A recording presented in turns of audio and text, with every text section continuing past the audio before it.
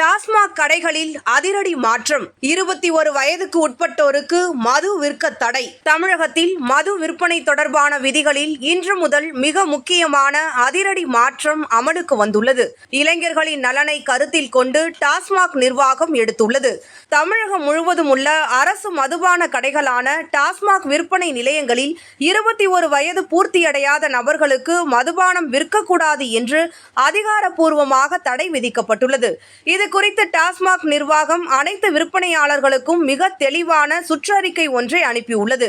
அதில் 21 வயதுக்குட்பட்டோருக்கு மது விற்றால் சம்பந்தப்பட்ட பணியாளர்கள் மீது கடும் நடவடிக்கை எடுக்கப்படும் என எச்சரிக்கப்பட்டுள்ளது.